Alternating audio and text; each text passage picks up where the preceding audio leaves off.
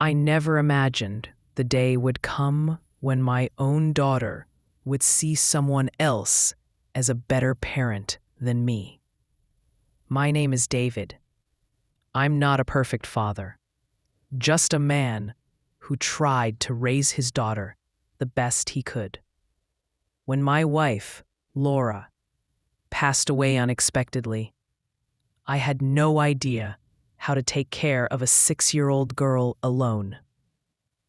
But I learned, slowly, awkwardly, with a lot of mistakes.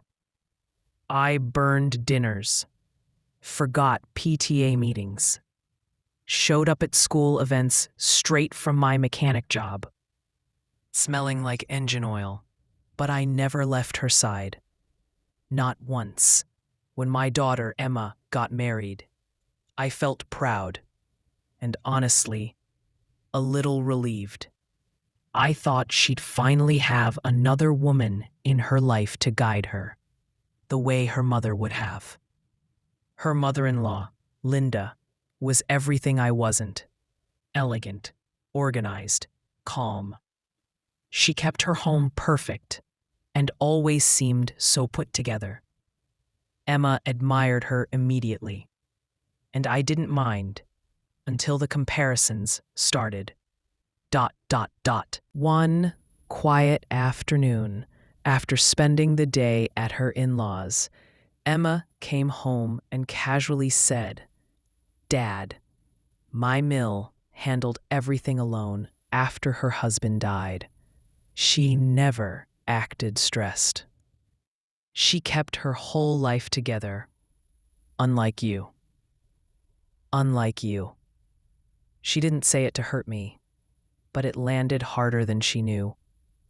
She didn't know how many nights I slept on the couch just so she wouldn't be scared alone. How many meals I skipped to afford her school supplies. How many times I stayed awake, listening to her breathe, terrified of losing her too. And she definitely didn't know the truth I had been hiding for years. About her mill, about her mother, and about the sacrifices I made in silence. I could have told her everything right then, but I didn't. What I didn't know was that the very next day, Emma would discover a truth that would change everything she thought she knew about her mill and about me. Sometimes the truth doesn't come out loudly. It slips out quietly at the worst possible moment. The next morning, Emma went to her in-laws' house to help prepare for a small family dinner. I wasn't invited. Nothing unusual. Ever since the wedding, I had learned to step back and let Emma have her own space. What I didn't know was that while she was there, she walked in on a conversation she was never meant to hear. Emma had gone upstairs to grab something when she heard her mom, Linda, talking to a friend on the phone. Linda's voice was calm, but her words stunned Emma. "People think I did everything alone after Mark died, but honestly, I only managed because of the expensive housekeeper and nanny. And even then, I was drowning. I don't know how single parents without help survive." Emma froze. This didn't match the perfect image she had created in her mind. Her mom, who she thought handled life flawlessly, had struggled too. She had support, money, help, and still broke down. Emma stepped away quietly, but her mind spun. For years, she admired the polished version of Linda, the version she showed the world. But now she wondered, had she judged me unfairly? Had she compared me to an image, not reality? Later that evening, she confronted her mother-in-law gently. "Linda, did you really have people helping you after your husband passed?" Linda sighed, almost relieved someone finally asked. Honey, I couldn't have survived without them. I wasn't some superwoman. I was falling apart most days. Emma felt something heavy drop inside her chest. All her comparisons, all her criticism of me, rested on an illusion. But Emma still didn't know the biggest truth, the one about her mother, and the sacrifice I had hidden for 17 long years. A truth that would break her heart and heal it at the same time. That evening, Emma came home quiet, unusually thoughtful. She didn't bring up what she overheard at her Mills house, and I didn't ask. I assumed she was tired. But she watched me differently, softer, almost guilty.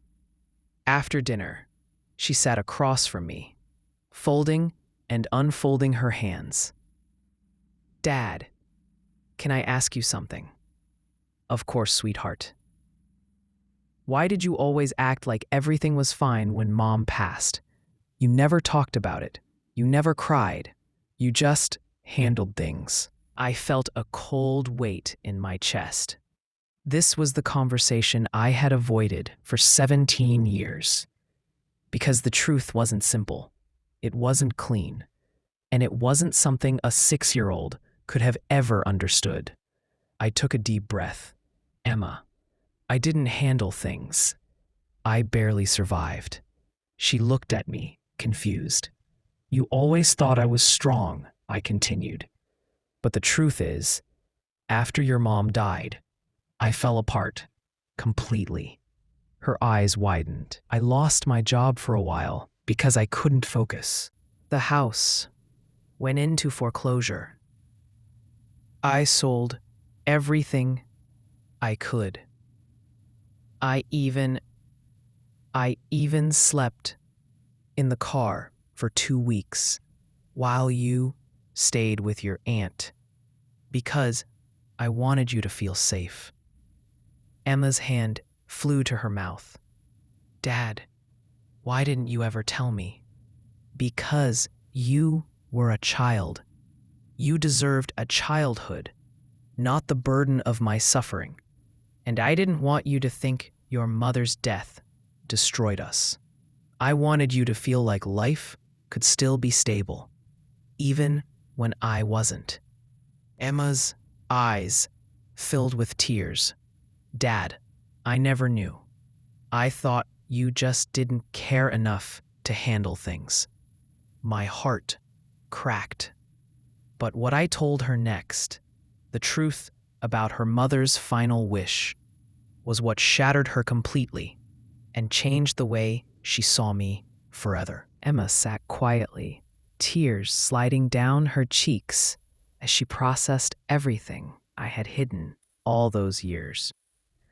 But she still didn't know the most important part, the reason I stayed silent, the reason I kept pushing forward when I was breaking inside. I leaned back, staring at the floor, because saying it out loud still hurt. The night your mother passed, I began softly. She asked me for one last promise.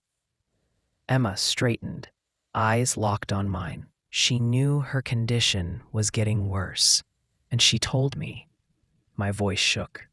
She told me not to let you grow up feeling the weight of her death. I swallowed hard. She said, David, let her smile. Don't let her see us fall apart. Promise me you'll carry the pain so she doesn't have to. Emma covered her mouth, tears falling freely. I continued, my voice trembling. So I did. I promised her. And I kept that promise every single day, even when it felt impossible, even when I was drowning, even when you thought I didn't care enough. ... Emma's face crumpled. Dad, I didn't know. I didn't know Mom said that. How could you? I whispered. You were 6. You needed love and stability. Not the truth that your father cried himself to sleep every night. For a long moment, she said nothing. Then she moved closer and took my hand gently. I compared you, she said softly.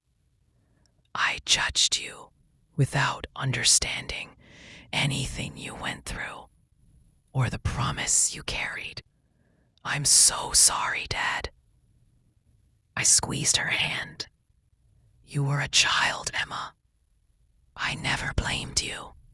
But neither of us knew that the next revelation, one buried even deeper, would change everything Emma believed about her own childhood and about her mother. Emma's hand trembled in mine as she wiped her tears. I thought we had reached the end of everything she needed to know. But there was one last truth, the one I had avoided for 17 long years, the one that haunted me every night. Emma, I said quietly, there's something else, something about your mother and you. She looked up, confused. What do you mean? I took a slow breath. Your mother. She didn't ask me to protect you only from her death. She asked me to protect you from her guilt. Emma blinked. Her guilt? Yes, I whispered. Your mom blamed herself for leaving you so early. She felt like she failed you. And before she passed, she made me promise one more thing. Emma leaned forward, tears ready to fall again. She asked me to raise you in a way that wouldn't make you feel abandoned. She made me promise that you'd grow up believing she loved you more than anything, even if she couldn't stay. I swallowed the ache in my throat. So every birthday, every holiday, every time you asked why she wasn't here, I told you she loved you. I told you she was watching over you. I carried her guilt so you wouldn't have to feel it. Emma broke. Her tears came in heavy waves as she wrapped her arms around me. I compared you. I judged you. And all this time, you were protecting me, she whispered into my shoulder. I held her tightly. I never needed you to understand, I said softly. I just needed you to live. A long, silent moment passed, full of forgiveness, full of understanding, full of love that had waited years to be spoken. And in that moment, my daughter finally saw me, not as the man who failed, but as the father who carried everything so she wouldn't have to.